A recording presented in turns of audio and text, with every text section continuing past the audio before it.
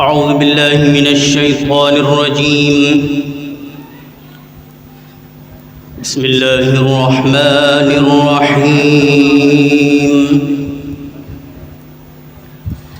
إن الله وملائكته يصلون على النبي يا أيها الذين آمنوا صلوا عليه وسلموا تسليما.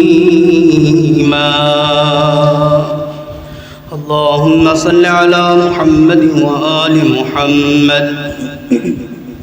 اللهم صل على محمد وآل محمد. اللهم صل على محمد وآل محمد. روي عن فاطمة الزهراء سلام الله عليها أنها قالت دخل علي أبي رسول الله صلى الله عليه وآله وسلم في بعض الأيام وقال لي يا فاطمة إني لأجد في بدني ضعفا، فقلت له أعيذك بالله يا أبت من الضعف، فقال يا فاطمة ائتيني بالكساء اليماني وغطيني به. قالت فاطمة سلام الله عليها فآتيته بالكساء وغطيته به وصرت أنظر إليه وإذا وجهه يتلألأ نورا كأنه البدر في ليلة تمامه وكماله. اللهم صل على محمد وآل محمد. قالت فاطمة سلام الله عليها فما كانت إلا ساعة وإذا بولدي الحسن قد أقبل وقال السلام عليك يا أماه، فقلت عليك السلام يا قرة عيني وثمرة فؤادي. فقال لي يا أماه إني أشم عندك رائحة طيبة كأنها رائحة جدي رسول الله صلى الله عليه وآله. فقلت نعم إن جدك نائم تحت الكساء. فأقبل الحسن نحو الكساء وقال السلام عليك يا جداه. السلام عليك يا رسول الله. أتأذن لي أن أدخل معك تحت هذا الكساء؟ فقال له نعم قد أذنت لك. فدخل الحسن عليه السلام معه تحت الكساء. اللهم صل على محمد وآل محمد.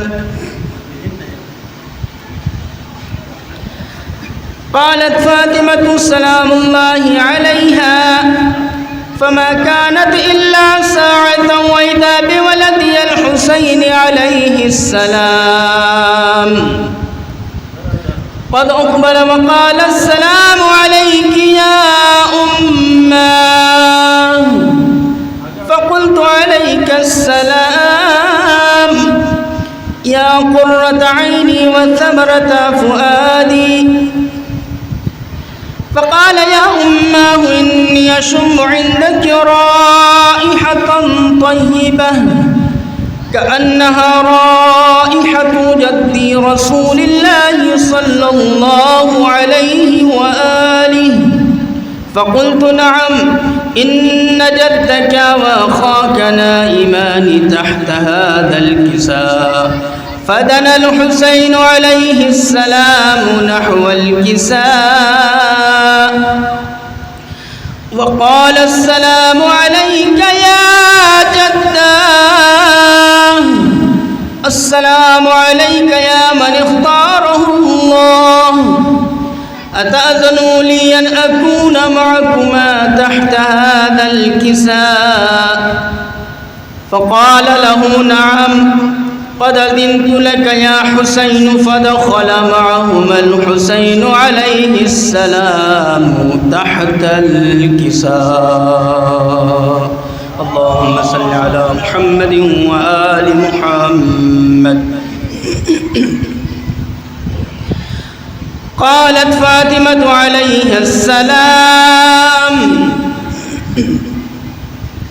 فما كانت إلا ساعة وإذا بأبي الحسن علي عليه السلام قد أقبل فقال السلام عليك يا بنت رسول الله فقلت عليك السلام يا أمير المؤمنين. فقال يا فاطمة إني أشم عندك رائحة طيبة كأنها رائحة أخي وابن عمي رسول الله. فقلت نعم ها هو مع ولديك نائم تحت هذا الكساء. فأقبل علي عليه السلام نحو الكساء وقال السلام عليك يا من اختاره الله أتأذن لي أن أدخل معكم تحت هذا الكساء؟ قال نعم قد أذنت لك. فدخل علي معهم تحت الكساء. اللهم صل على محمد وآل محمد. قالت فاطمة سلام الله عليها ثم أقبلت نحو الكساء وقلت السلام عليك يا أبتاه السلام عليك يا رسول الله أتأذن لي أن أدخل معكم تحت هذا الكساء؟ قال نعم قد أذنت لك. فدخلت معهم تحت الكساء. اللهم صل على محمد وآل محمد. قالت فاطمة فلما اكتملنا جميعا تحت الكساء قال الله اعلموا يا ملائكتي وسكان سماواتي وعزتي وجلالي إني ما خلقت السماء مبنية ولا أرضا مدحية ولا قمرا منيرا ولا شمسا مضية ولا فلكا يدور ولا بحرا يجري ولا فلكا يسري إلا في محبة هؤلاء الخمسة الذين هم تحت الكساء. اللهم صل على محمد وآل محمد. فقال جبرائيل عليه السلام يا رب ومن تحت الكساء؟ قال الله تعالى هم أهل بيت النبوة ومعدن الرسالة وهم فاطمة وأبوها وبعلها وبنوها. اللهم صل على محمد وآل محمد. فقال جبرائيل يا رب أتأذن لي أن أهبط إلى الأرض ليكون معهم سادسا. فقال الله تعالى نعم قد أذنت لك. فهبط الأمين جبرائيل وأقبل نحو الكساء وقال السلام عليك يا رسول الله. السلام عليك يا من اختاره الله.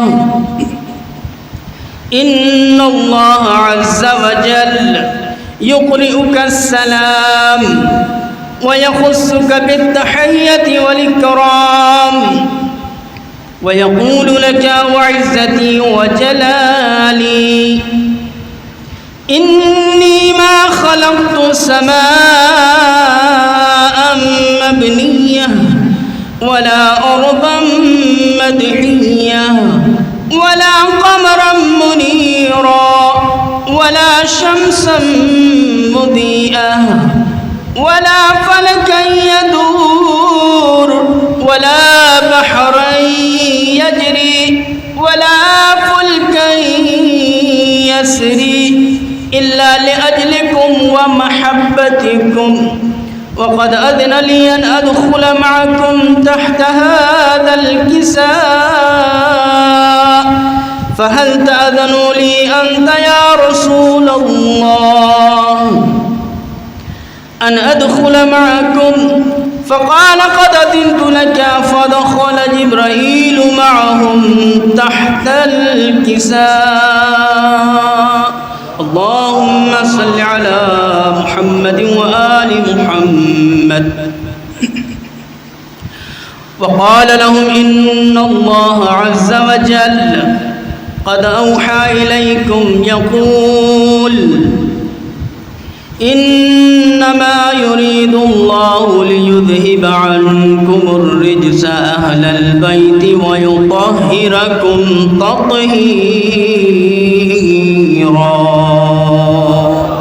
اللهم صل على محمد وآل محمد. فقال علي عليه السلام يا رسول الله أخبرني ما لجلوسنا هذا تحت الكساء من الفضل عند الله تعالى. فقال النبي والذي بعثني بالحق نبيا واصطفاني بالرسالة نجيا ما ذكر خبرنا هذا في محفل من محافل أهل الأرض وفيه جمع من شيعتنا ومحبينا إلا ونزلت عليهم الرحمة وحفت بهم الملائكة واستغفرت لهم إلى أن يتفرقوا. اللهم صل على محمد وآل محمد. فقال علي عليه السلام إذا والله فذنا وسعدنا وكذلك شيعتنا فازوا وسعدوا ورب الكعبة. فقال رسول الله والذي بعثني بالحق نبيا واصطفاني بالرسالة نجيا ما ذكر خبرنا هذا في محفل من محافل أهل الأرض وفيه جمع من شيعتنا وفيهم مهموم إلا وفرج الله همه ولا مغموم إلا وكشف الله غمه ولا طالب حاجة إلا وقضى الله حاجته. فقال علي إذا والله فضنا وسعدنا وكذلك شيعتنا فازوا وسعدوا في الدنيا والآخرة. اللهم صل على محمد وآل محمد. اللهم صل على محمد وآل محمد. اللهم صل على محمد وآل محمد.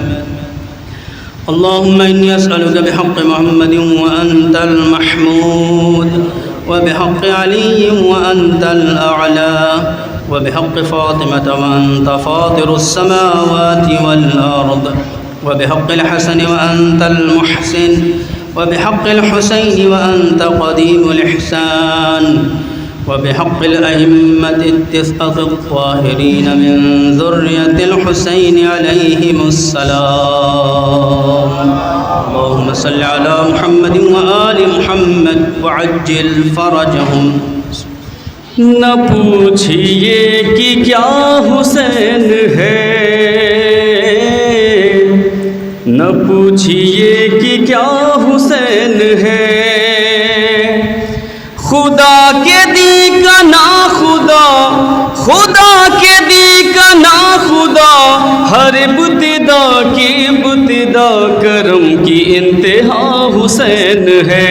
ہاں حسین ہے، میرا نا خدا حسین ہے. کرے جو کوئی ہم سری کسی کی کیا مجال ہے، جہاں میں ہر لحاظ سے حسین بے مثال ہے. یہ ہو چکا ہے فیصلہ، یہ ہو چکا ہے فیصلہ، نہ کوئی دوسرا خدا، نہ کوئی دوسرا حسین ہے. ہاں حسین ہے، میرا نا خدا حسین ہے. جس کی فکر کربلا حسین وہ دماغ ہے. یہ پنجتن کی انجمن کا پانچواں چراغ ہے. حسن کا پہلا ہم سفر، حسن کا پہلا ہم سفر، علی کا دوسرا پسر، امام تیسرا حسین ہے. ہاں حسین ہے، میرا نا خدا حسین ہے. قضا کے بعد پھر مجھے نئی حیات مل گئی، فشار سے عذاب سے مجھے نجات مل گئی. سوال جب کیا گیا، سوال جب کیا گیا ہے کون تیرا رہنما، تو میں نے کہہ دیا حسین ہے. ہاں حسین ہے، میرا نا خدا حسین ہے. میرا نا خدا حسین ہے. صلوات پڑھیں. لا حول ولا قوة إلا بالله العلي العظيم. أعوذ بالله من الشيطان اللعين الرجيم. بسم الله الرحمن الرحيم. الحمد لله رب العالمين، والصلاة والسلام على أشرف الأنبياء والمرسلين، سيدنا ونبينا وشفيع ذنوبنا وحبيب قلوبنا وطبيب نفوسنا وجد مظلومنا مولانا مولى الثقلين ومولى الكونين جد الحسن والحسين نبي القاسم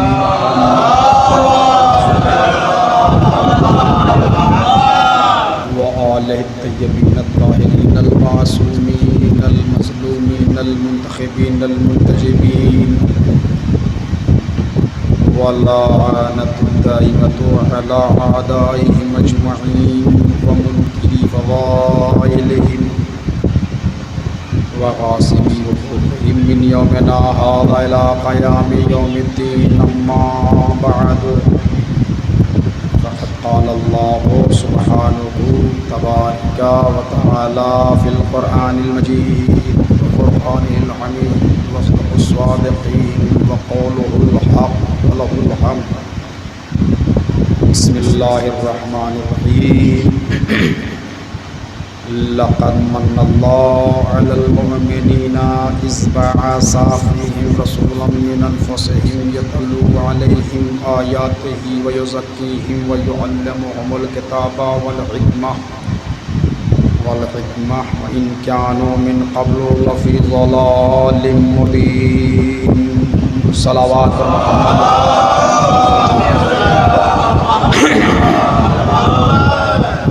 حضرات گرامی قدر، معزز سامعین کرام، روز اول جس آیہ کریمہ کو عنوان سخن قرار دیا تھا وہ آج اپنے 5ویں مرحلے میں قدم رکھ چکی ہے، اور اسی آیت کے صدقے میں میری مجلس کا اور خطابت کا سفر جاری ہے۔ قرآن کے متعلق مسلسل میں نے مجلسوں میں عرض کیا، اب وقت کا تقاضا یہ ہے کہ ابھی تک قرآن صامت کے متعلق گفتگو کی جا رہی تھی، اب تھوڑا سا قرآن ناطق کے حوالے سے بحث کر لی جائے، اس لیے کہ بغیر معلم کے کتاب ادھوری ہے اور بغیر کتاب کے معلم ادھورا ہے۔ توجہ فرمائیں، بغیر معلم کے کتاب ادھوری اور بغیر کتاب کے معلم ادھورا۔ کتاب کا تذکرہ ہو چکا ہے، معلم کے فضائل باقی ہیں۔ قرآن پروردگار کا وہ شاہکار ہے، وہ معجزہ ہے، اور صبح قیامت تک باقی رہنے والی وہ کتاب ہے کہ جس کے ایک زیر، ایک زبر، ایک پیش کے اوپر شک کرنا دائرہ اسلام سے خارج ہونے کے برابر ہے۔ دائرہ اسلام سے انسان خارج ہو جاتا ہے۔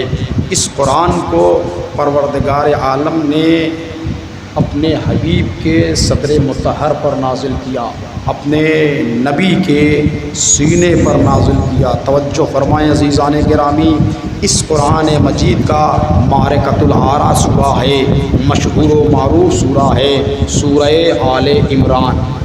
ویسے تو اس آیت کو سورہ جمعہ میں بھی پڑھا جاتا ہے، مگر تھوڑا سا رد و بدل کے ساتھ۔ یہ جو میں نے تلاوت کا شرف حاصل کیا، یہ سورہ آل عمران کی آیت ہے۔ میں بار بار اس جملے کو اپنی مجلس میں اس لیے دہرا رہا ہوں تاکہ کسی کے ذہن میں یہ خیال نہ آنے پائے کہ یہ عمران ہیں کون، یہ عمران ہیں کون۔ عظمت عمران دنیا سمجھے۔ میں نے کل کی مجلس میں عرض کیا تھا کہ جناب ابو طالب کا نام عمران ہے، کنیت ابو طالب ہے۔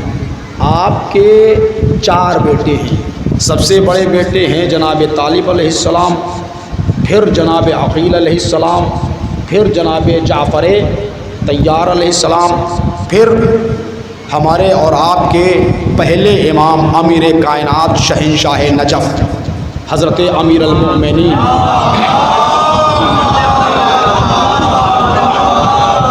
اور جناب ابو طالب کے ہر بیٹے میں 10 سال کا ڈفرینس ہے، 10 سال کی چھوٹائی اور بڑائی ہے۔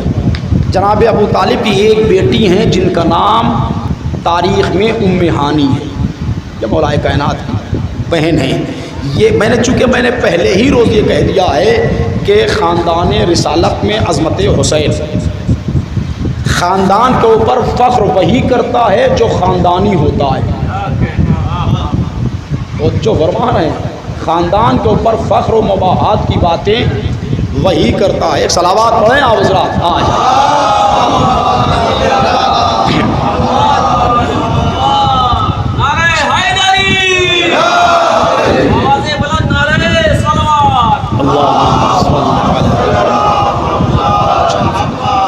خاندانی لوگ خاندان تلاش کرتے ہیں، خاندانی لوگ حسب و نسب دیکھتے ہیں، جن کا خاندانی ہی نہ ہو، جن کا کوئی شجرہ ہی نہ ہو، چاہے وہ نالی کی سبزی لے کے آئیں یا گھوڑے کی سبزی لے کے آئیں، حسب و نسب تو خاندانی تلاش کرتے ہیں۔ اب عزیزان گرامی آپ ملاحظہ کیجئے کہ جناب عبد المطلب، پھر میں صبح کی مجلس سے متصل ہو رہا ہوں، چونکہ صبح اور شام دونوں مجلسوں کو ملا کر کے میں نے اسی آیہ کریمہ کا انتخاب کیا ہے، صبح کی مجلس سے میں متصل ہو رہا ہوں۔ جناب عبد المطلب کے 10 بیٹے، ان 10 بیٹوں میں ایک بیٹے ہیں جناب ابو طالب ہیں، ان 10 بیٹوں میں ایک بیٹے ہیں جناب ابو طالب، توجہ فرمائیں، اور انہی 10 بیٹوں میں ایک بیٹا ہے عبد المطلب کا ابو لہب۔ یہ بھی ذہن میں بات رہے بھائی، ابو لہب اور ابو طالب دونوں سگے بھائی ہیں، توجہ فرمائیں، ابو لہب اور ابو طالب۔ ابو طالب کے ایک بیٹے ہیں جن کا نام ہے عقیل۔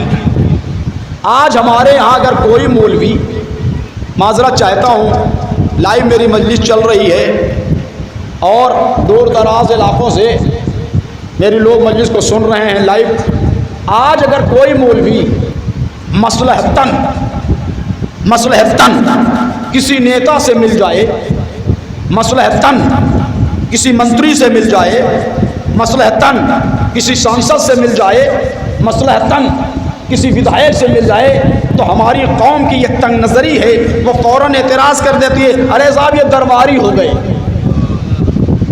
معذرت چاہتا ہوں، ارے صاحب یہ دربار میں جانے لگے۔ بھائی مولویوں کو ممبر اور محراب سنبھالنا چاہیے، بس آپ کی فکر ہی اتنی بڑی ہے کہ مولویوں کو محراب اور ممبر تک آپ نے محدود کر دیا، مولوی کو محراب اور ممبر تک آپ نے محدود کر دیا۔ آپ کو تو سینہ چوڑا کر کے کہنا چاہیے، ہمارا مولوی ایسا ہونا چاہیے جو ہماری آواز کو سانسد بھون تک پہنچائے، جو ہماری آواز کو منتری تک پہنچائے۔ چونکہ سنیے گا، میں آپ کو تاریخ دے رہا ہوں، ہماری آواز کو منتری تک پہنچائے، ہمارا مولوی ایسا ہونا چاہیے۔ ورنہ آج ہمارے ہاں کیا ہے کہ ہم نیتا گیری کر کے ہم یہ سوچتے ہیں کہ جو ہماری امامت کر رہا ہو وہ ہمارے پیچھے پیچھے چلے، جبکہ امام بنایا ہی اسی لیے جاتا ہے کہ قوم امام کے پیچھے چلے، امام عوام کے پیچھے نہ چلے۔ صلوات محمد وآل محمد۔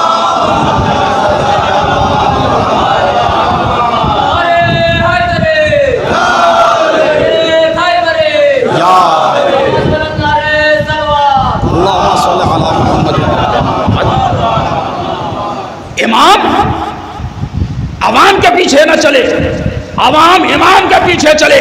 جب عوام امام کے پیچھے چلنے لگے گی تو تمہیں اپنے علماء کی عظمت کا اندازہ ہوگا، تمہیں اپنے عالم دین کی عظمت کا اندازہ ہوگا۔ آج سے 50 سال پہلے جب ایران کی زمین پر انقلاب آیا، اور اس سے پہلے خمینی صاحب سے پہلے ایران کی زمین پر انقلاب لانے کے لیے آغا مدرس نے کوشش کی، تو لوگوں نے یہی اعلان کرنا شروع کیا کہ یہ پگڑی والا کیا حکومت کرے گا۔ 40 آج سے 70-80 سال پہلے سب سے پہلے ایران میں جو انقلاب کی بنیاد جنہوں نے ڈالی ہے، جو انقلاب لے کر کے آئے ہیں، ان کا نام ہے آغا مدرس۔ وہاں کی نوٹوں پہ ان کی تصویر چھپی۔ 9 دن تہران میں انقلاب رہا ہے، 9 دن، اور انہیں شہید کر دیا گیا، ان کے پاؤں میں رسیاں کھینچ کر کے تہران کے گلی کوچوں میں، اور اعلان کیا گیا کہ جو انقلاب لانے کی کوشش کرے گا اس کا حشر نہیں کیا جائے گا۔ لیکن اسی ایران کی زمین پر میں آپ کے درمیان بول رہا ہوں، فخر سے سر اونچا کیجئے بارہ بنکی والوں۔ اب میں یہاں عالمپور نہیں کہوں گا، فخر سے سر اونچا کرو بارہ بنکی والوں۔ اسی ایران کی دھرتی پر بارہ بنکی کا خون آئے، کیا سن رہے ہیں، کیا سن رہے ہیں؟ اسی ایران کی دھرتی پر بارہ بنکی کا خون سرزمین قدور سے رشتہ رکھتے ہوئے کشمیر ٹرانسفر ہوتا ہوا جب خمین پہنچا اور خمینی نے شہر خمین میں آنکھ کھولی، اور کھولنے کے بعد خمینی نے ایران کی زمین پر انقلاب پیدا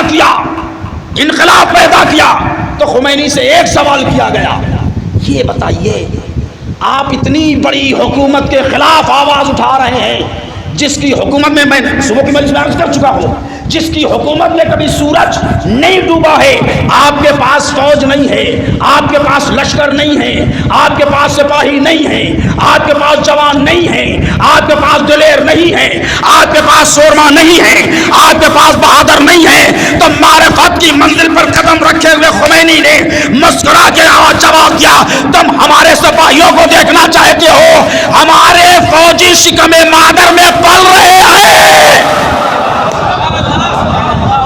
صلوات پر محمد و آل محمد۔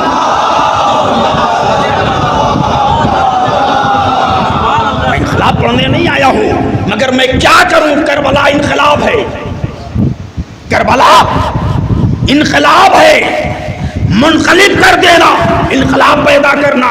مجلس حسین فقط ایک مجلس حسین یہ ہمارا کوئی ایک مشن نہیں، مجلس حسین ہماری اپنی قوم کے لیے ایک درس ہے، ایک انقلاب ہے۔ خمینی صاحب نے انقلاب پیدا کیا، ہماری فوج شکم مادر میں پل رہی ہے، اور 18 سال کے بعد جب ایران میں انقلاب آیا تو وہی بچے جو شکم مادر میں پل رہے تھے وہی میدان جہاد میں آئے، وہی میدان جہاد میں آئے۔ جب پیرس سے خمینی رضوان اللہ علیہ کو فلائٹ سے لایا گیا اور میدان آزادی پر خمینی رحمت اللہ علیہ آئے تو ان سے کہا گیا کہ آپ کے پاس پیسہ نہیں، حکومت کیسے چلائیں گے؟ آپ کے پاس پیسہ نہیں ہے، حکومت کیسے چلائیں گے؟ تو خمینی صاحب نے مسکرا کے جواب دیا، یہ پبلک دیکھ رہے ہو، جنتا دیکھ رہے ہو، یہ عوام دیکھ رہے ہو، ان کو دیکھ رہے؟ کہا اگر میں اپنا امامہ کھول کر کے پھیلا دوں، امامہ کھول کر کے پھیلا دوں اور ان سے کہہ دوں بنا میں امام 1 روپیہ ڈالو تو اتنے پیسے ہو جائیں گے کہ تمہاری حکومت کو میں خرید لوں۔ صلوات محمد والے محمد۔ تمہاری حکومت کو میں خرید لوں۔ اور یہ تو ہماری پیدائش کے پہلے کا واقعہ ہے جب خمینی صاحب نے کہا تھا۔ 92 میں جب ایران سے ہاشمی رفسنجانی صاحب آئے تو اس وقت امریکہ نے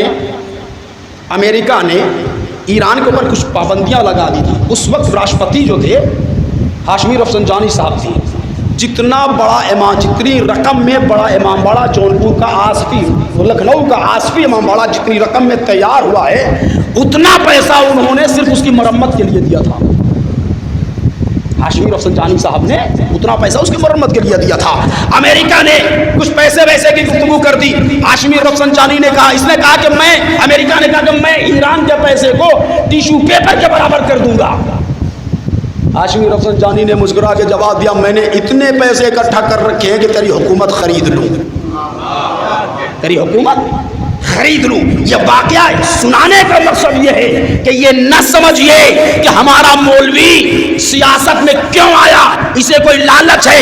ہو سکتا ہے کہ یہ مولوی سیاست میں اس لیے آیا ہو تاکہ اپنی قوم کی کامیابی کر لے۔ جب ہم سیاست میں ہوں گے نہیں تو ہماری پہنچے گی کیسے وہاں تک؟ ہماری وہاں تک، لہذا ہمارے ہر فرد کو سیاست میں جڑنا چاہیے۔ کیسی سیاست ہونی چاہیے ہے؟ چاہیے درباروں میں ودھائکوں سے ملیے، سانسدوں سے ملیے، منتریوں سے ملیے، مگر ضمیر نہ بیچیے، ضمیر نہ بیچیے، ضمیر کا سودا نہ کیجیے۔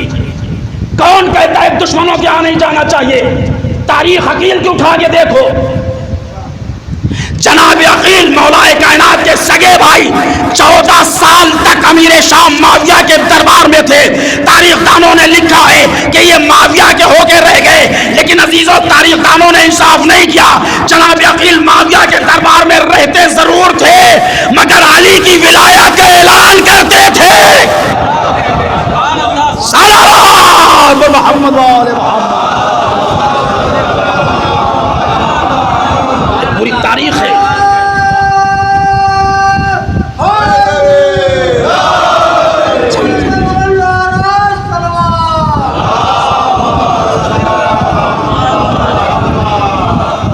یہ پوری تاریخ ہے یہ، جناب عقیل کیوں گئے اور کتنی مرتبہ جناب عقیل نے معاویہ کے دربار میں معاویہ کو ذلیل کیا ہے. یہ گفتگو انشاءاللہ صبح کی مجلس میں، کل صبح کی مجلس میں عرض کروں گا، یہ بات آگے بڑھاؤں گا. میرے عزیزوں، میرے نوجوانوں، میرے دوستوں، ذہن میں یہ بات رہے کہ ہر انسان کو اپنے خاندان پہ فخر ہوتا ہے. ہر انسان کو اپنے خاندان پہ فخر ہوتا ہے. قرآن مجید کی آیت میں نے پڑھی، اللہ نے مومنین پر یہ احسان کیا کہ اس نے انہی میں سے نبی بھیجا. نبی کاہے بھیجا؟ کتاب و حکمت کی تعلیم کے لیے اور لوگوں کو بھٹکنے سے بچانے کے لیے. ابھی تک میں نے یہ ترجمہ کیا ہے، اور میری ذہن میں اگر بات ہو تو کسی مجلس میں نے یہ عرض کیا تھا کہ دو شخصیتیں بڑی مظلوم ہیں، ایک جناب ابو طالب اور ایک پیغمبر اسلام. ابو طالب کی شخصیت کیوں مظلوم ہے؟ لوگوں نے اپنے آبا و اجداد کے ایمان کو چھپانے کے لیے ابو طالب کو دائرہ کفر میں کھڑا کر دیا. بار بار میں نے اس لفظ کی تکرار کی ہے، دائرہ کفر میں لا کے کھڑا کر دیا. جبکہ ابو طالب نے جن ذوات مقدسہ کو پالا، یا وہ بانی اسلام ہوئے یا محافظ اسلام ہوئے، تو اس بنا پر بڑا افسوس ہوتا ہے کہ انہوں نے جناب ابو طالب علیہ السلام کو. اور دوسری شخصیت کیا ہے؟ کہا پیغمبر اسلام. پیغمبر کیا ہے؟ اچھا میں رک کر کے بات عرض کر دوں کہ بات آپ مانیں گے کس کی؟ قرآن کی مانیں گے یا ملا کی مانیں گے؟ قرآن کی مانیں گے نا، جو قرآن کہے گا وہی تو مانیں گے. یا کسی مولوی کی مانیں گے؟ کسی مولوی کی نہیں مانیں گے نا، قرآن کی مانیں گے. مولوی کہہ رہا ہے کہ ابو طالب نے کلمہ نہیں پڑھا، کافر ہے. مولوی نے کہا ابو طالب نے کلمہ نہیں پڑھا، کافر ہے. قرآن کی صاحب نے واضح کر دیا کہ کافر کون ہے، مومن کون ہے. قرآن نے کہا لقد من اللہ علی المومنین. قرآن نے کہا لقد من اللہ علی المومنین، بے شک میں نے مومنین پر احسان کیا ہے، کافرین پر احسان نہیں کیا، مومنین پر. کیا احسان کیا؟ انہی میں سے ایک نبی بھیجا. اما قرآن جسے مومن کہہ رہا ہے اسے یہ مولوی کافر کہہ رہا ہے. قرآن جسے مومن کہہ رہا ہے اسے یہ مولوی کافر کہہ رہا ہے. اچھا اب آگے آیت بڑھی، کیوں بھیجا؟ مومنین پر احسان کیا، انہی میں ایک نبی بھیجا. اچھا نبی کیوں بھیجا؟ نبی اس لیے بھیجا تاکہ کتاب و حکمت کی تعلیم دے، پڑھانے کے لیے میں نے نبی کو بھیجا. جب میں نے قرآن کی اس آیت کو پڑھا تو میں سوچنے لگا یہ عجیب معاملہ ہے، یہ عجیب معاملہ ہے. ایک امی کو اللہ نے ہمیں تعلیم کے لیے بھیج دیا، ایک ان پڑھ کو اللہ نے ہماری رہبری کے لیے بھیج دیا. کیا اللہ کو اتنا شعور نہیں ہے؟ معذرت چاہتا ہوں، اللہ کو اتنی شعور نہیں ہے کہ پڑھانے کے لیے پڑھا لکھا ہونا چاہیے؟ اب آئیے، قرآن تو یہ کہہ رہا ہے میں نے جو نبی مومنین میں بھیجا وہ اس لیے بھیجا کہ کتاب و حکمت کی تعلیم دے. وہ میں نے اس لیے بھیجا لوگوں کو ضلالت و گمراہی کے گڈھے میں جانے سے بچا لے. یہ مسلمان کہہ رہا ہے نبی پڑھا ہی نہیں ہے. اب تو بات یہ سمجھ میں آ گئی کہ تمہارا دعویٰ کھوکھلا ہے کہ حسبنا کتاب اللہ. تمہارا دعویٰ کھوکھلا ہے کہ حسبنا کتاب اللہ، ہمارے لیے اللہ کی کتاب کافی ہے. اگر تم نے اللہ کی کتاب کو غور سے پڑھا ہوتا تو نہ ابو طالب کو کافر کہتے، نہ محمد کو جاہل کہتے. صلوات پر محمد و آل محمد.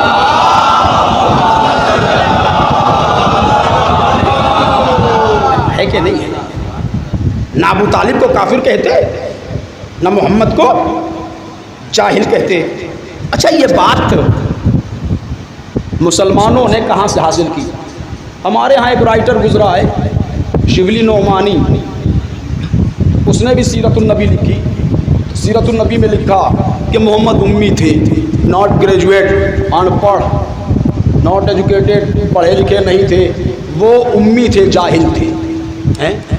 جبریل امین نے ان کا سینہ چاک کیا، سینے سے غلاظت نکالی، توجہ، اور اس کے بعد انہیں جبریل امین نے پڑھایا۔ ان کو یہ نہیں معلوم ہے کہ محمد کے جانشین کے شاگرد کو جبریل کہتے ہیں۔ ان بے وقوفوں کو یہ نہیں معلوم کہ محمد کے، میں لفظ بدل دوں، ان کم عقلوں کو، شبلی نعمانی جیسے بے وقوف کو یہ نہیں معلوم ہے کہ جو شہر علم ہو، توجہ فرمائیں، جو شہر علم ہو اس کے دروازے کے شاگرد کو جبریل کہتے ہیں۔ تو جس شہر کا دروازہ اتنا بڑا ہو، اس دروازے کا شہر کتنا بڑا ہوگا؟ بے وقوف کو نہیں معلوم ہے، کہتا ہے محمد ان پڑھ ہیں، امی ہیں۔ اچھا، میں عالمپور کے اس مجمع سے ایک سوال کروں، قبلہ بیٹھے ہوئے ہیں، یہ بتائیے کہ کتنے لوگ پیغمبر اسلام کو امی مانتے ہیں؟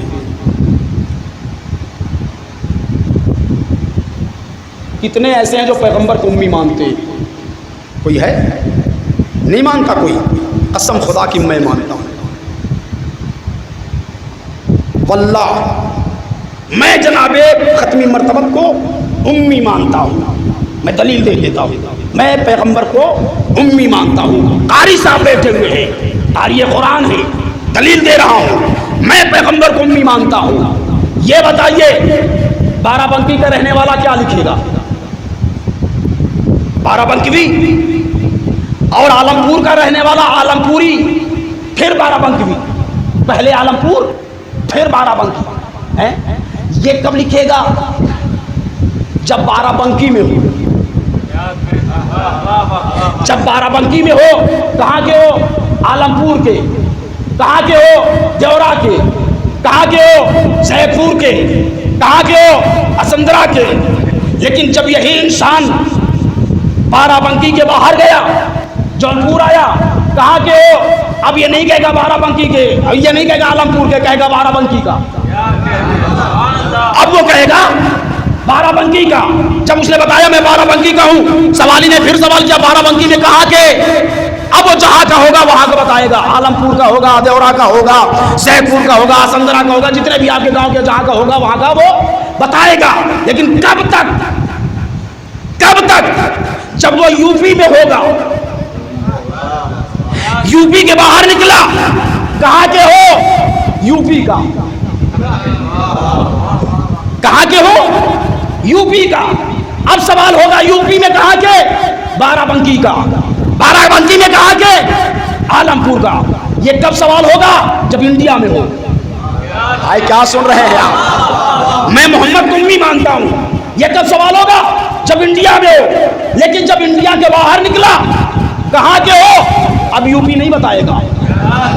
ہائے ہائے ہائے ہائے، اب یو پی نہیں بتائے گا، اب دہلی نہیں بتائے گا، اب بنگلور نہیں بتائے گا، اب بمبئی نہیں بتائے گا، اب وہ کہے گا انڈیا کا۔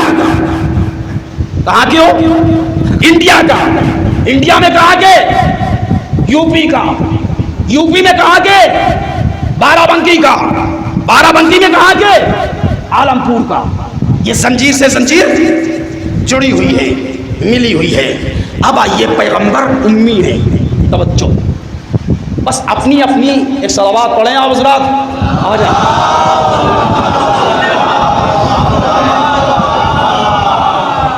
ایک اور صلوات آپ حضرات۔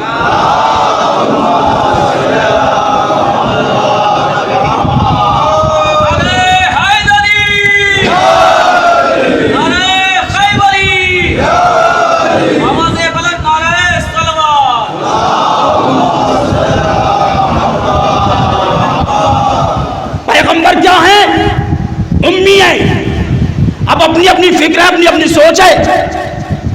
پیغمبر کو کوئی امی کا مطلب جاہل، ان پڑھ، ناٹ گریجویٹ نکالتا ہے، یہ پڑھے لکھے نہیں ہیں، مگر میں نے جو مطلب نکالا وہ سن لیجئے۔ اللہ نے کائنات کو جب بنایا، پروردگار نے کائنات کو جب خلق کیا اور زمین کو بنانا شروع کیا، جسے کہا جائے انگلش میں پوائنٹ آف لینڈ، اللہ نے جب پوائنٹ آف لینڈ بنایا زمین کا بیس، تو پوری کائنات میں جو زمین کا بیس ہے اسے کہتے ہیں کعبہ. توجہ فرمائیں, اللہ نے پوری کائنات میں جو پوائنٹ آف لینڈ بنایا, زمین کی شروعات کعبے کے نیچے سے ہوئی ہے نا. یہ اللہ ہے, فرش جو بچھایا گیا وہ کعبے کے نیچے سے. پوائنٹ آف لینڈ کیا ہے؟ مکہ. مکے میں پوائنٹ آف لینڈ کیا ہے؟ کعبہ. کعبہ پوری دنیا کا سینٹر ہے. توجہ, میں لفظ بدل دوں, جملہ آپ کی سماعتوں کے حوالے. کعبہ پوری کائنات کا مرکز ہے. کعبہ پوری کائنات کا مرکز ہے. کعبہ پوری کائنات کا بیس ہے. کعبہ پوری کائنات کا سینٹر ہے. اللہ نے زمین کا فرش کعبے کے نیچے سے بچھایا. قرآن مجید میں مکے کی زمین کو ام القریٰ کہا گیا. قرآن مجید میں مکے کی زمین کو ام القریٰ کہا گیا, زمینوں کی ماں. اب بھی وضاحت کی ضرورت ہے, ہم نے محمد کو امی کیوں کہا؟ اب بھی وضاحت کی ضرورت ہے. یہ کعبہ ام القریٰ ہے, اس جگہ کا رہنے والا امی ہے. پیغمبر کعبے میں پیدا ہوئے, پیغمبر امی ہوئے. اگر جن معنوں میں مسلمانوں نے لکھا ان معنوں میں جناب پیغمبر ختمی مرتبہ امی نہیں ہے, پیغمبر امی ہیں. اچھا, انہوں نے لکھا کیا کہ جبریل یہ ان پڑھ تھے, جبریل نے آگے پڑھایا. پہلی وحی کہاں پر آئی ہے؟ غار حرا میں. پیغمبر اسلام غار حرا میں, جبریل امین آنے کے بعد اب ان کے ہاں یہ ہے کہ شکم چاکے یہ ساری چیزیں ہمارے یہاں نہیں ہیں. ہم تو محمد کو اس وقت سے نبی مانتے ہیں جب آدم آب و گل کے درمیان تھے.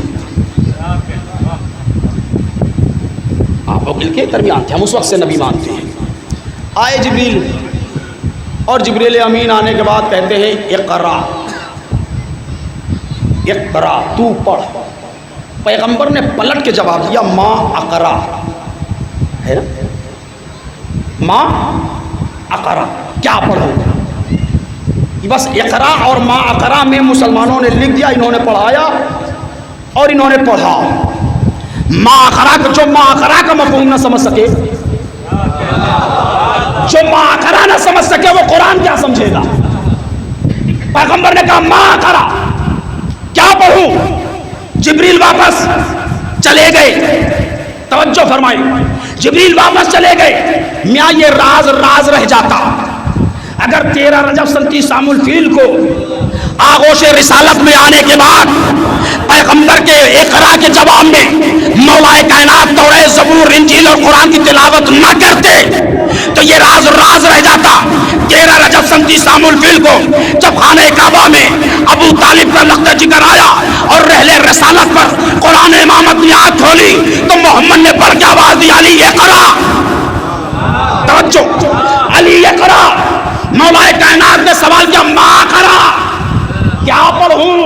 توریت, زبور, انجیل, قرآن, یا نبی اللہ جو کہیے وہ پڑھ دوں.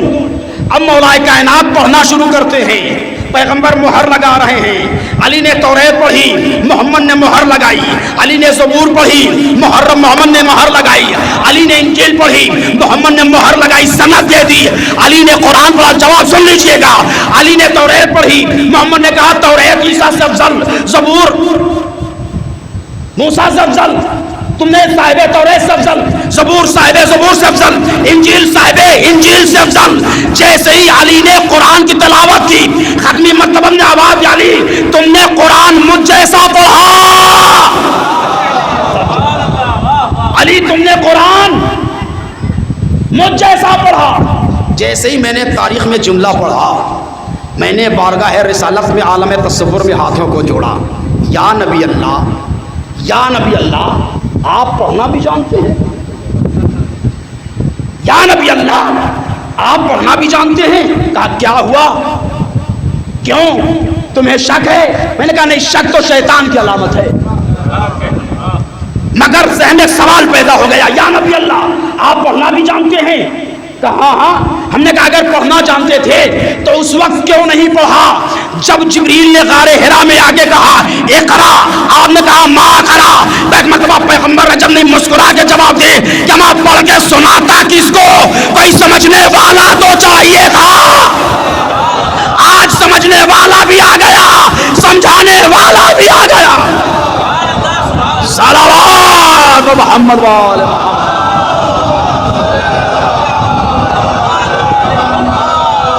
اس کی مثال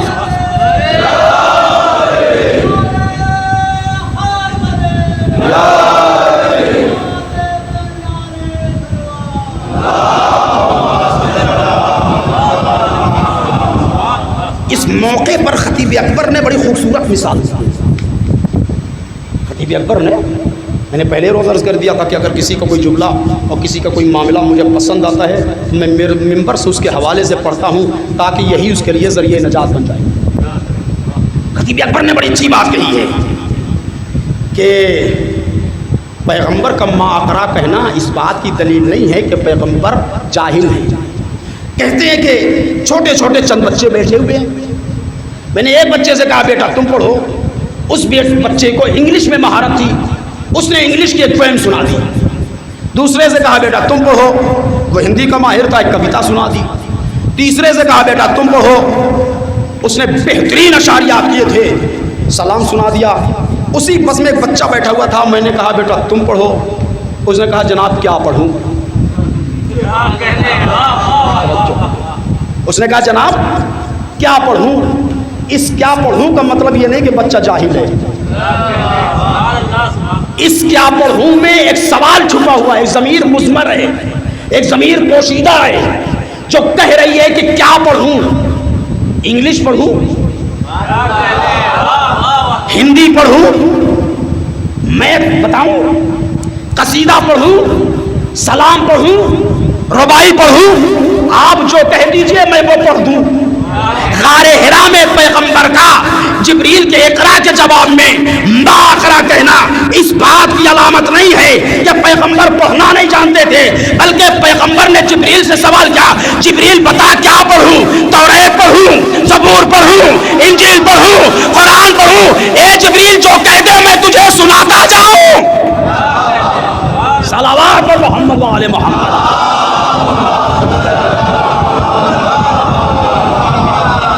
سمیٹ دی میں نے گفتگو میں نے سمیٹ دی۔ پیغمبر کے ہاتھوں پر مولا کائنات نے تلاوت قرآن کیا۔ اچھا میں ایک سوال یہ کر رہا ہوں، یہ بتائیے کہ کیا مولا کائنات نے کبھی پیغمبر اسلام کی کسی بات کا انکار کیا؟ کوئی ایک مرحلہ، کوئی ایک موقع، کوئی ایک منزل کہیں پر صاحبان علم و فہم بیٹھے ہوئے ہیں، علماء بیٹھے ہوئے ہیں، کہیں پر بتائیے پیغمبر اسلام کی بات کا مولا کائنات نے کھنڈن کیا ہوگا، انکار کیا ہوگا اور اس عمل کو نہ انجام دیا ہوگا؟ ہے کوئی مقام؟ ہے کوئی جگہ؟ نہیں، یہ مقام ہے صلح حدیبیہ۔ صلح حدیبیہ جب کفار مکہ اور پیغمبر کے درمیان صلح ہو رہی ہے تو جھگڑا یہی میں مجلس تمام کروں گا، جھگڑا اس بات کا تھا کہ مکے کے کافر رسول اللہ کو محمد الرسول اللہ نہیں ماننے کے لیے تیار تھے، محمد بن عبداللہ ماننے کے لیے تیار تھے۔ حدیبیہ میں صلح ہوئی۔ صلح نامہ کے رائٹر، صلح نامہ کے لیکھک، صلح نامہ کے مورخ کو علی کہتے ہیں۔ مولا کائنات نے صلح نامہ لکھا اور صلح نامہ لکھتے لکھتے مولا کائنات لکھتے ہیں کہ یہ صلح نامہ کفار مکہ کی طرف سے ہے محمد الرسول اللہ کی طرف۔ توجہ فرمائیں، جیسے ہی کفار مکہ نے محمد الرسول اللہ پڑھا فوراً ان کی چتون پہ بل آیا اور جھجلا کر کے آئے رسول اسلام کے پاس، اے محمد ابن عبداللہ، ہم جو نہیں مانتے علی وہی لکھ رہے ہیں، ہم جس بات پہ جھگڑا کیے ہوئے ہیں اور جو سمجھوتا ہو رہا ہے کہ محمد رسول اللہ نہ لکھا جائے، محمد ابن عبداللہ لکھا جائے، علی وہی محمد رسول اللہ لکھ رہے ہیں۔ پیغمبر نے مولائے کائنات کو بلایا، علی میرے قریب آئیے۔ مولائے کائنات آئے، کہا کہ محمد الرسول اللہ کو کاٹو، محمد ابن عبداللہ لکھو۔ مولائے کائنات نے کاغذ پہ قلم کو رکھا، توجہ، مولائے کائنات نے کاغذ پر قلم کو رکھا بڑے ادب سے، چونکہ ادب کے گھرانے سے تعلق ہے، ادبی گھرانے سے تعلق ہے۔ اگر کسی ایسے ویسے گھرانے سے تعلق ہوتا تو مانگنے پر بھی نہ دیتے، مانگنے پر بھی نہ دیتے۔ بڑے ادب سے کاغذ پہ قلم رکھا اور رکھنے کے بعد بارگاہ رسالت میں پیش کیا، یا نبی اللہ یہ کام آپ اپنے خود دست مبارک سے کیجئے۔ توجہ، پیغمبر اسلام نے اس صلح نامہ کو لیا اور لے کر کے غور سے دیکھنا شروع کیا۔ عزیزو، کسی مضمون میں کاٹ پیٹ وہی کرتا ہے جو پڑھا ہوتا ہے۔ ہائے ہائے ہائے ہائے، کہاں ہے؟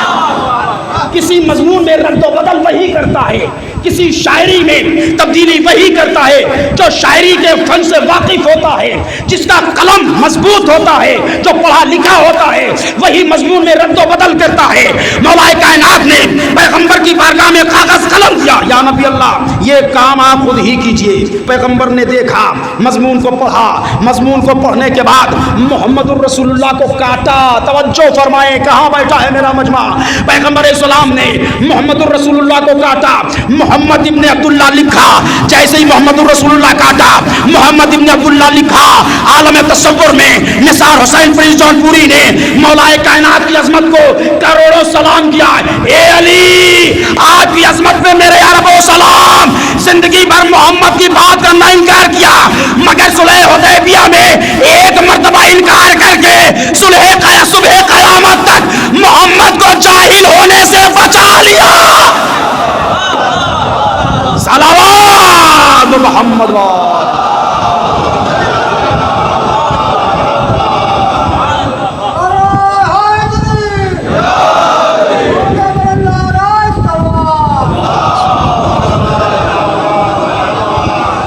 صبح قیامت تک محمد کو ان پڑھ ہونے سے بچا لیا۔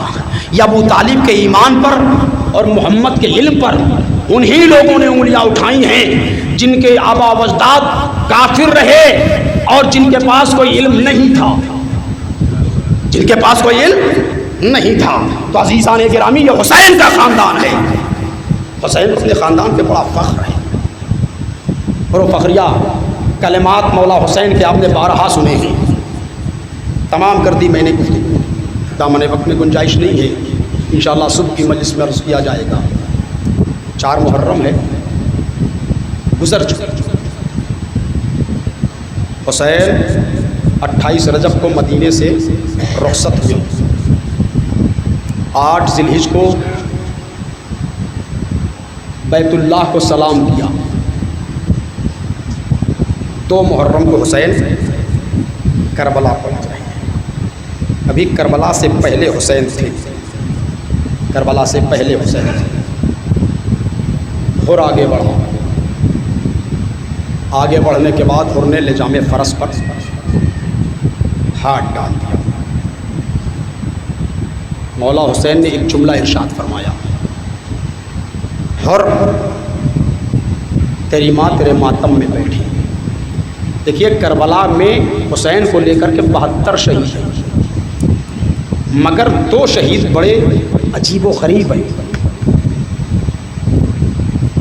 ایک کو حسین نے خط لکھ کے بلایا جس کا تذکرہ میں صبح کر چکا ہوں، اور ایک کربلا کا وہ شہید ہے جس کے ماتھے پر سیدہ کا رومال بندھا ہے، کسی کی پیشانی پر فاطمہ کا رومال نہیں بندھا ہے۔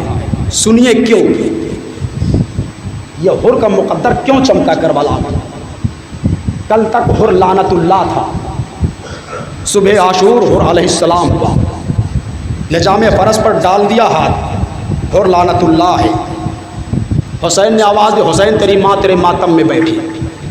حر نے لجام فرس کو چھوڑ دیا، ایک جملہ کہا، اگر آپ کی ماں خاتون جنا نہ ہوتی تو میں بھی وہی جملے استعمال کرتا جو آپ نے میری ماں کے لیے کیا ہے، جو آپ نے میری ماں کے لیے کیا ہے۔ مگر حر کے دستے نے حسین کو گھیر دیا، اور حر کا دستہ حسین کو گھیر کے کہاں لایا؟ کربلا میں لے کے آیا، خیمہ نصب ہوا، خیمہ ہٹایا، حر لعنت اللہ ہے، خیمے کو ہٹوایا، حر لعنت اللہ ہے، حر کے اوپر لعنتیں۔ شب عاشور آ گئی، اب حر کے ضمیر نے انگڑائی، راستے میں ایک منزل پر حر پیاسا بھی تھا، علماء سے سنا ہوگا، تاریخوں میں پڑھا ہوگا، ایک منزل پر حر پیاسا بھی تھا، جانور کی زبانیں باہر آ چکی تھی۔ حسین نے حر کے لشکر کو روکا، پانی سے سیراب کیا ہے، علی اکبر نہیں سیراب کر سکتے تھے، پھر پلٹ کے آ گیا اس منزل پر، علی اکبر نہیں سیراب کر سکتے تھے، جناب قاسم تھے، ان سے کہتے تھے بیٹا قاسم تم پانی پلا دو، عموماً جو بچہ چھوٹا ہوتا ہے اسی سے کام کروایا جاتا ہے، اور محمد تھے 10-11 برس کے، ان سے کہتے بیٹا تم پانی لے کے آ جاؤ، آخر یہ جناب عباس سے کیوں کہا؟ عباس حر کا لشکر پیاسا ہے، پانی پلاؤ۔ جو پانی بچ گیا تھا نا وہ حر کے گھوڑوں کی سموں پہ ڈلوا دیا۔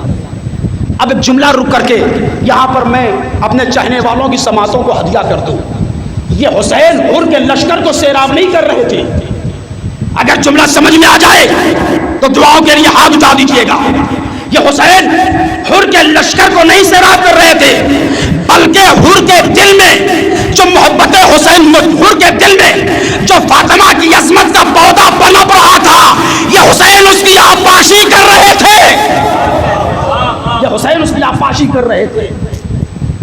پلا دیا پانی، آگے کربلا، حر نے ہٹوا دیا خیمہ، شب عاشور آ گئی، مرے ہوئے ضمیر نے محسوس کیا، انگڑائی لی، حر تلایا پھرنے لگا، کبھی ادھر جا رہا ہے، کبھی ادھر جا رہا ہے، کبھی اس خیمے کی طرف، کبھی اس خیمے کی طرف، کبھی اس فوج کی طرف، کبھی اس فوج کی طرف، اس طرح کیفیت میں بھائی بیٹے اور غلام نے دیکھا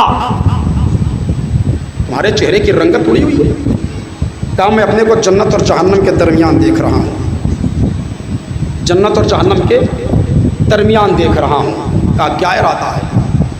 عمر ساتھ سے مطالبہ ہو چکا ہے، جنگ ٹلے گی نہیں ٹلے گی، جنگ ہو کے رہے گی، ہاں ہو کے رہے گی۔ اب اس کے بعد حر نے جب نماز صبح کا وقت آیا، وضو کے لیے پانی لیا، تو حر کے کان سے ایک صدا ٹکرائی، حر ذرا اپنے کان کو خیمہ حسین کی طرف لگا۔ اب جو حر نے اپنے کان کو خیمہ حسین کی طرف لگایا تو حسین کے خیمے سے آواز آ رہی تھی، آلتش ہائے پیاس، آلتش ہائے پیاس۔ مجھے جناب حر کا مصائب نہیں پڑھنا ہے، مجھ سے فرمائش کی گئی ہے کہ مولانا جو آپ نے صبح جناب حبیب ابن مظاہر کا مصائب پڑھا ہے وہی مصائب پڑھ دیجیے گا، لیکن میں دو جملے حر کے لیے ضرور کہوں گا۔ خیمہ حسین سے آواز آ رہی ہے، آلتش ہائے پیاس، آلتش ہائے پیاس، آلتش ہائے پیاس۔ حر نے ایک مرتبہ وضو کے پانی کو پھینکا، اللہ جانے کیسے حر نے نماز پڑھی، تیمم کیا یا وضو کیا مجھے نہیں معلوم، حر نماز سے فارغ ہوا اور ایک مرتبہ حسین کے خیمے کی طرف چلا، حسین کے خیمے کی طرف چلا۔ بھائی نے پوچھا بھیا کہاں جا رہے ہو؟ کہا جہنم سے نکل کے جنت کی طرف جا رہا ہوں۔ غلام نے پوچھا آقا کہاں جا رہے ہو؟ کہا جہنم سے نکل کے جنت کی طرف جا رہا ہوں۔ بیٹے نے پوچھا بابا کہاں جا رہے ہیں؟ کہا جہنم سے نکل کے جنت کی طرف جا رہا ہوں۔ تینوں نے کہا بابا اکیلے جاؤ گے، مجھے ساتھ نہیں لے کے جاؤ گے؟ تاریخ کا فقرہ یہ ہے کہ بھائی بیٹا غلام حر ساتھ چلے۔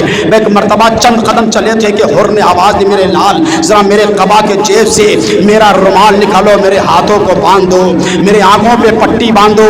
میں کہوں گا حر اپنے ہاتھوں کو رومال سے کیوں بدوا رہا ہے؟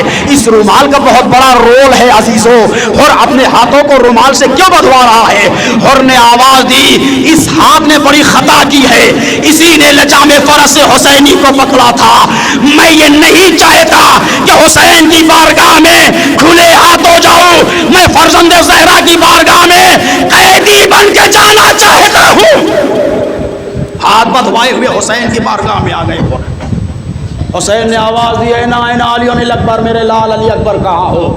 اے بھیا قاسم، بھیا عباس کہاں ہو، میرے لال قاسم کہاں ہو، دیکھو میرا مہمان حر آ رہا ہے۔ آ گئے عزادارو، آ گئے۔ عباس نے حر کے بھائی کا استقبال کیا ہے، علی اکبر نے حر کے غلام کا استقبال کیا ہے۔ ایک مرتبہ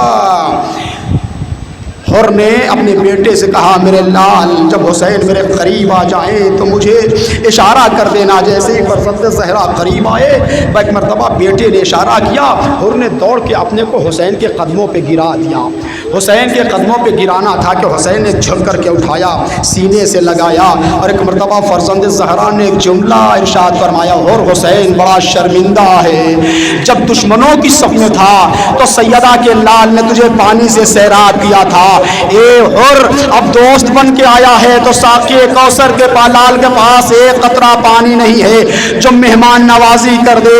لو عزادارو تو شخصیت کربلا میں ہے جسے علی کی بیٹی نے سلام کہلوایا ہے، ایک حبیب ابن مظاہر کو زینب نے سلام کہلوایا، ایک حر یزید ابن راہی کو زینب نے سلام کہلوایا۔ جیسے ہی زینب کو خبر ملی یزید کے لشکر کو چھوڑ کر کے حر حسین کے پاس آ گیا، آواز فضا جا کے حر تک زینب کا پیغام پہنچا دے، اے حر تجھے علی کی بیٹی نے سلام۔ اجرکم اللہ صاحب، اجرکم اللہ صاحب۔ حر کہتے ہیں آقا مہمان نوازی کرنا چاہتے ہیں، ہاں حر مہمان نوازی کرنا چاہتا ہوں۔ کہتے ہیں آقا اگر مہمان نوازی کرنا چاہتے ہیں تو مجھے رن کی اجازت دے دیجئے، میرے بیٹے کو مقتل کی اجازت دے دیجئے۔ حر کے کہنے پر حر کے بیٹے کو مقتل کی اجازت ملی۔ حر کا بیٹا گھوڑا اڑاتے ہوئے میدان کربلا میں آیا، زخموں سے چور ہوا، زخموں سے چور ہو کر کے پشت فرس سے زمین کربلا پر آیا۔ بیٹے نے مدد کے لیے پکارا، باپ دوڑتا ہوا بیٹے کے سرہانے پہنچا۔ بازیزوں جب بیٹے کے سرہانے پہنچا تو کیا محسوس کیا، پیچھے سے حسین آ رہے ہیں۔ مڑ کے دیکھا فرزند زہرا حر کے بیٹے کے جنازے کے قریب، حسین نے دیکھا بیٹے کا سر باپ کے زانوں پر ہے، باپ کے زانوں پر ہے۔ عزادارو ایک منظر یاد دلانا چاہتا ہوں، حسین نے دیکھا حر کے بیٹے کا سر حر کے زانوں پر ہے، حر کا بازو پکڑ کر کے فرزند زہرا نے آواز دی، اے حر کیا غضب کر رہا ہے، یہ جوان بیٹے کا جنازہ ہے، تو ضعیف ہے، ضعیف سے جوان کا جنازہ نہ اٹھایا جائے گا۔ اے حر میں فاطمہ کا لال تیرے بیٹے کے جنازے کو لے کے چلوں گا، میں کہوں گا اے حسین حر کو روک دیا، بیٹے کا جنازہ نہ اٹھانے دیا، مگر آئے اسی کربلا میں تھوڑی دیر کے بعد اکبر زمین کربلا پہ آئے گی۔ اجرکم اللہ صاحب، آوازیں گریہ بلند ہو گئی۔ خدا کو کسی غم میں نہ رلا اس سوائے غم آل محمد۔ میں ختم کر دیتا مجلس کو، لیکن چونکہ مجھ سے کہا گیا ہے عزیزوں، کربلا میں دو شخصیتیں ہیں جنہوں نے جناب زینب نے سلام کہلوایا ہے، ایک حر ہیں، ایک حبیب ابن مظاہر ہیں۔ حبیب کون ہے؟ جن کا مصائب آپ صبح سن چکے ہیں، جسے حسین نے رجل فقیہ لکھا ہے۔ حبیب وہ ہیں جسے حسین نے نصرت کے لیے بلایا ہے۔ اے حبیب فرزند زہرا کربلا میں دشمنوں کے نرغے میں گر گیا ہے، میرے ساتھ زینب بھی آئی ہوئی ہیں، میرے ساتھ ام کلثوم بھی آئی ہوئی ہے، میری بیٹی سکینہ بھی آئی ہوئی ہے۔ اے حبیب میرے ساتھ اکبر بھی آیا ہوا ہے، حسین تمہیں نصرت کے لیے بلا رہا ہے۔ حسین نے خط لکھا، نامہ پر کو دیا، نامہ خط لے کر کے کوفہ پہنچا، جو مصائب پڑھ چکا ہوں وہیں پڑھ رہا ہوں۔ حسین نے خط لکھا، نامہ پر کو دیا، نامہ پر حسین کا خط لے کر کے کوفہ پہنچا۔ کوفے میں حبیب ابن مظاہر اپنی شریک حیات کے ساتھ کھانا نوش فرما رہے تھے، لقمہ گلوگیر ہو گیا۔ ایک مرتبہ جناب حبیب کہتے ہیں لگتا ہے کوئی قاصد آنے والا ہے، لگتا ہے کوئی قاصد آنے والا ہے۔ ابھی تھوڑی دیر گزری تھی، کسی نے دروازے پر دق الباب کیا، پوچھا کون؟ آواز دی میں حسین کا قاصد آیا ہوا ہوں۔ حسین کا نام سنا، حبیب دوڑے ہوئے گئے، قاصد کو بٹھالا، قاصد کے ہاتھ سے نامہ لیا، آنکھوں سے لگایا، نامے کو چاک کیا۔ نامے میں لکھا ہوا تھا، اے حبیب ابن مظاہر، میں کربلا میں غریب الوطن حسین مصیبتوں میں گھر گیا ہوں۔ اے رجل فقیہ حبیب، تمہیں فرزند زہرا نصرت کے لیے بلا رہا ہے۔ حبیب سر کو جھکائے گھر میں واپس آئے، شریک حیات نے پوچھا حبیب کیا ہوا؟ کہا کربلا میں حسین دشمنوں کی صف میں گھر گئے ہیں، اپنی مدد کے لیے بلایا ہے۔ بیوی نے پوچھا کیا ارادہ ہے؟ کہا مجھے تیرا خیال آ رہا ہے۔ اجرکم اللہ الزہرا، مجھے تیرا خیال آ رہا ہے۔ بیوی نے ایک مرتبہ ہاتھوں میں پڑے ہوئے کڑے کو اتارا، حبیب اسے پہن لیجیے، گھر میں بیٹھ جائیے، فرزند زہرا نصرت کے لیے بلائے اور آپ کو میرا خیال آئے۔ حبیب نے کہا میں تیرے جذبے کو دیکھ رہا تھا، میں تیرا امتحان لے رہا تھا۔ غلام کو بلایا، کہا فلاں مقام پہ لے جا کے میرا انتظار کر۔ غلام راہوار کو لے کے جا کے انتظار کر رہا تھا۔ حبیب کے آنے میں دیر ہوئی، ادھر حبیب کا گھوڑا رو رہا تھا، ادھر حبیب کا غلام رو رہا تھا۔ غلام نے گھوڑے کی پیشانی پر ہاتھ رکھا، کہا اگر آقا کے آنے میں دیر ہوئی میں تمہاری پشت پہ سوار ہوں گا اور فرزند زہرا کی نصرت کو جاؤں گا۔ یہ جملہ حبیب نے سن لیا، سر و سینہ پیٹنا شروع کیا، اللہ اللہ فرزند زہرا پہ یہ وقت آ پڑا ہے کہ غلام نصرت کے لیے جا رہا ہو۔ حبیب نے غلام کو آزاد کیا، گھوڑے پہ سوار ہوئے، ایڑ لگائی، کوفے سے چلے کربلا کی طرف۔ کوفے کے سن سے گرد نمودار ہوئی۔ ایک مرتبہ حسین نے آواز دی، اے میرے بھیا عباس، اے میرے لال علی اکبر، اے بیٹا قاسم، اے انو محمد، ارے دوڑو میرا بچپن کا دوست حبیب آ رہا ہے۔ حسین ایک دستہ لے کر کے حبیب کے استقبال کو آگے بڑھے، دوڑ کر حسین نے حبیب ابن مظاہر کو اپنے سینے سے لگایا، گلے میں باہیں ڈال کے کہتے حبیب ارے تم نے فاطمہ کے لال پہ احسان کیا، اجرکم اللہ الزہرا۔ حسین نے حبیب کا ہاتھ پکڑا، گفتگو کرتے کرتے در خیمہ پر آ گئے۔ اب جیسے ہی در خیمہ پر پہنچے، ایک مرتبہ زینب نے پوچھا فضا کون آیا ہے؟ فضا کہتے ہیں بی بی آپ کے بھائی کا بچپن کا دوست آیا ہوا ہے۔ عالم غربت میں جب کوئی کسی کا سہارا بنتا ہے نا آزادارو تو دل بھر جاتا ہے۔ کبھی پردیس کے عالم میں دیکھیے مصیبت میں پھنس جائیے، ہم نے دیکھا ہے جب کوئی پردیس میں پھنس جاتا ہے اور کہاں وہاں پر کوئی سہارا بن جاتا ہے نا تو بڑی ڈھارس ہوتی ہے۔ ارے کربلا میں حسین مصیبتوں میں گھرے ہوئے تھے، حبیب نے آگے حسین کو سہارا دیا ہے۔ حسین کہتے حبیب تم نے حسین پر احسان کیا ہے۔ زینب نے آواز دی فضا ارے جا کے حبیب کو علی کی بیٹی کا سلام پہنچا۔ اجرکم اللہ الزہرا، اجرکم اللہ الزہرا۔ حبیب ابن مظاہر اسدی جناب زینب کا سلام پہنچا۔ جیسے ہی حبیب تک شہزادی کا سلام پہنچا، حبیب نے سر سے عمامہ اتار دیا، اپنے رخساروں پہ تماچے مار کے کہتے ہیں واہ حسینا واہ غربتا، فرزند زہرا پہ یہ وقت آ پڑا ہے کہ آقا زادی غلام زادے کو سلام کہلوائے۔ لو عزاداروں مجلس تمام ہو گئی، صبح عاشور لوگ میدان قتال میں جاتے رہے، یکے بعد دیگرے جہاد کرتے رہے، شہید ہوتے رہے، اور ایک وقت وہ بھی آیا کہ حبیب ابن مظاہر یہ وہی شخصیت ہیں جنہوں نے خضاب کرنے کے لیے کوفے میں خضاب کی شیشی خریدی تھی، مگر جب اطلاع ملی کہ حسین کربلا جا چکے ہیں تو شیشی کو پھینک کے کہتے ہیں اب خضاب خون سے کیا جائے گا۔ حسین کے بارگاہ میں آئے، ہاتھوں کو جوڑ کے کہتے ہیں اے فرزند زہرا حبیب کو میدان کی اجازت دیجیے۔ حسین نے حبیب کو اجازت دی، حبیب میدان قتال میں آئے۔ یہ بوڑھا مجاہد کربلا میں جہاد کر رہا تھا، زخموں سے چور چور حبیب پشت فرس سے زمین کربلا پہ آئے، حبیب کا لاشا لایا گیا۔